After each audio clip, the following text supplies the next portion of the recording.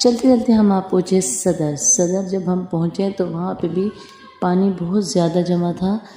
खैर मैं कभी इस तरह बारिशों में कभी मैं निकली ही नहीं, क्योंकि मेरे पास इतना टाइम नहीं होता। अब सबको पता है कि मैं एक हार्ड वर्किंग वूमेन हूँ, और उसके अलावा फिर अपने बच्चों की परवरिश मुझे खुद करनी है, तो मैं घूमने फिरने से अवॉइड करती हूँ। टाइम भी नहीं होता मेरे पास।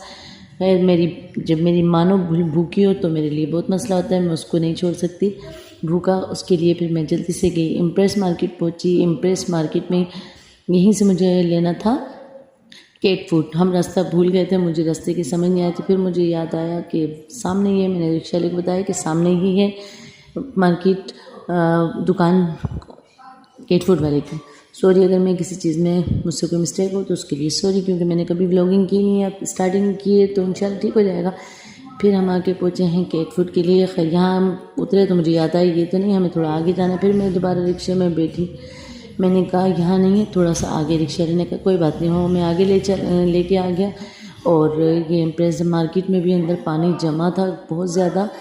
और उसके बाद हमने इम्प्रेस मार्केट के ही कोने पे गाड़ी वाले को बोला आप यहाँ पे रुकें, क्योंकि हमें उस तरफ जाना था, फिर वहाँ जाना मुश्किल होता।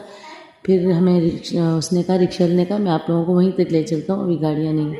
खैर थैंक यू सो मच। उस रिक्शा वाले का भी बेचारा बहुत अच्छा बच्चा था, उसने हमें बिठाया, आगे दुकान के पास लाके पहुँचाया। ये आगे हमारी केट फूड वाले की दुकान। यहाँ आके हमने देखा बहुत स्मेल थी, बारिश की वजह से इतनी स्मेल थी, खड़ा नहीं हुआ जा रहा था। खैर मैंने अपनी केटों के लिए ले लिया उसका केट फूड, उसका फेवरेट केट फूड। इसके अलावा वो दूसरा कोई केट फूड नहीं खाती। पहले मैं लेती थी 750 का, अभी मैंने आके दुकानदार से कहा, उसने कहा 800 का। मैंने कहा नहीं, आप हर दफ़ा 50 रुपये बढ़ाते हैं, इस बार मैं आपको 750 रुपये दूँगी। खैर उसने मुझे 750 का ही दिया। उसके बाद मैं देखने लगी केटों के लिए कोई अच्छी सी चीज़ें देखने लगी। खैर मेरी सिस्टर बहुत बदतमीज़ है, वो इसको कह रही थी मैं ये भी लेके जा रही हूँ। खैर वो तो एक मजाक था। वहाँ से हमने लिया और उसके बाद हम आए ड्राई फ्रूट वाले की शॉप पे। वहाँ हमने कुछ लेना तो नहीं था, लेकिन मेरी सिस्टर ने कहा मुझे बीज खाने को दिल कर रहा है, मौसम अच्छा है, रास्ते में चलते चलते हम बीज खाएंगे। खैर बीज हमने देखे, हमें और भी कुछ देख रहे थे, कुछ समझ आया। खैर उनके पास बहुत मज़ेदार चीज़ें थी, लेकिन हमने लेना कुछ नहीं था, हमने सिर्फ बीज लिए। हमें थोड़े से बीज चाहिए थे, उसने कहा 200 के। मैंने कहा नहीं हमें इतने नहीं चाहिए, हमें 100 रुपये के बीज चाहिए। उसने हमें कहा ठीक है।